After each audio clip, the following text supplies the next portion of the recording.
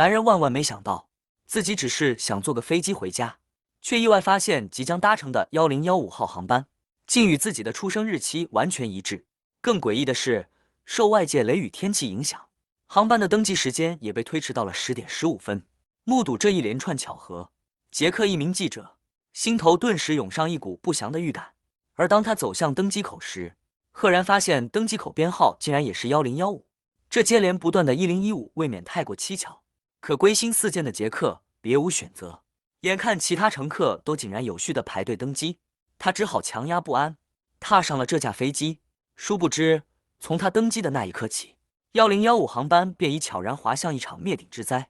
不久后，杰克察觉到异样，前排座椅口袋里静静躺着一台老旧的录音机，屏幕上赫然显示着1015号航班消失的秘密。他心头一紧，这不正是自己所乘的航班吗？为探究竟，他戴上耳机，按下播放键。录音中传来冰冷的声音：1小时后，1015号航班将在雷达上彻底消失，机上117名乘客无一生还。而灾难降临前，无人察觉危险。杰克浑身发冷，难道这是一则死亡预言？还没等他缓过神，飞机猛然剧烈颠簸，原来已经开始爬升。他强作镇定，认定这不过是恶作剧。可当飞机进入平稳巡航高度时，录音再次响起：10点21分，鸟群将撞击发动机。杰克下意识看了眼手表，正是10点21分。话音未落，一声巨响轰然炸开，他吓得魂飞魄散，拔腿冲进洗手间躲藏，生怕下一秒便是末日。所幸飞机仅轻微晃动，并未出现严重故障。几分钟后，他才战战兢兢回到座位。为弄清真相，他按下服务铃，急切询问空乘是否遭遇鸟击，对方却斩钉截铁地否认：“不可能，我们现在在3万英尺高空，根本不会有鸟群。”杰克仍不死心，要求面见机长。空乘却警告他不要散布谣言，以免引发恐慌。眼看周围乘客开始窃窃私语，杰克只得道歉作罢。可就在此时，后排传来一个低沉的声音：“刚才确实有东西撞上了飞机。航空公司从不会向乘客透露故障。”说话者自称曾是飞行员，拍了拍杰克的肩，随即转身离去。这句话如惊雷炸响，杰克猛然想起录音中的下一条预言：11点15分，航班将彻底消失。此时距离那个时间仅剩40多分钟。他重新戴上耳机，继续收听。录音称，空难并非源于机械故障，而是受到某种异常信号干扰。恐惧驱使下，杰克起身在客舱中搜寻可疑之处。他注意到2名乘客正在用手机，立刻上前要求他们关机，声称手机可能引发事故。对方解释已开启飞行模式，并连接机上 WiFi， 绝无风险。但杰克坚持认为飞行模式也不安全。双方争执不下，空乘赶来调解，确认2人操作合规后，杰克只得悻悻返回座位。刚坐下，录音又传来新警告：机上有2名黑手党杀手，他们将制造袭击，导致空难。杰克立刻向空姐举报，请求联系机长，可空姐早已对他心生厌烦，斥责他神经质，制造恐慌。无奈之下，他只好作罢。这时，他注意到前排2名乘客面容凶悍，越看越像录音中提到的杀手。趁2人熟睡，他悄悄打开头顶行李舱，想检查是否有武器，不料箱子突然滑落，砸中其中1人。2人惊醒，怒不可遏，起身就要动手。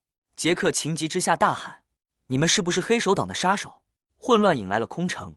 关键时刻，一位大胡子男子冲上前，原来这2人是国家队足球运动员，而他是他们的经纪人。机长闻讯而出，严厉警告杰克不得扰乱秩序，否则将被视为威胁飞行安全。回到座位后，杰克再次带上录音机，这一次他听到了最终预言：11点15分，航班将在2名杀手的操控下坠毁。只要机长在广播中说出“晚安，纽约”，全机117人将无一生还。此时，距离11点15分仅剩10几分钟。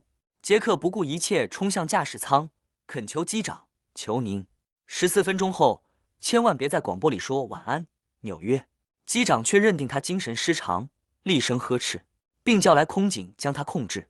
空警将杰克按回座位，警告他闭嘴休息。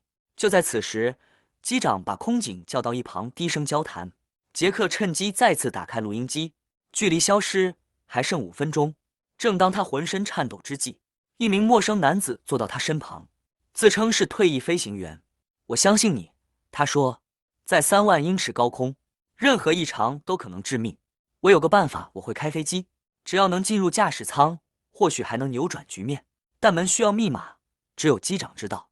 杰克猛然想起录音机上闪过的数字1015，时间紧迫，男子决定一试。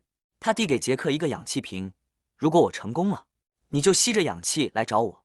倒计时开始，男子脱下外套，走向驾驶舱，输入密码1015，舱门竟真的打开了。下一秒，驾驶舱内传来激烈打斗声，客舱顿时陷入恐慌。唯有杰克暗自庆幸，灾难或许能被阻止。然而，他错了。广播突然响起，正是那名飞行员的声音：“晚安，纽约。”杰克如遭雷击，他被骗了，那人才是真正的幕后黑手。客舱氧气迅速流失，乘客们纷纷昏迷，飞机一头扎进漆黑的云层。时间正好是晚上11点15分。当一切归于寂静，杰克醒来时，发现自己躺在一片陌生的海滩上。1015号航班已然坠毁，他是唯一的幸存者。他捡起那台诡异的录音机，按下播放键。最后一段录音冰冷的播报：1015号航班全体乘客确认遇难，唯独乘客杰克下落不明。搜救队多次搜寻，均未发现其踪迹。杰克正困惑之际，一个男孩出现在眼前。他还未来得及反应，四周突然涌出一群人，全是1015航班的乘客。他们面色阴沉，眼中燃烧着怒火。都是因为你，我们才死的。你害了所有人。杰克拼命解释，我只是想救大家，但无人再信他。人群一拥而上，将他撕成碎片。至此，他都不明白自己究竟错在何处。影片至此结束。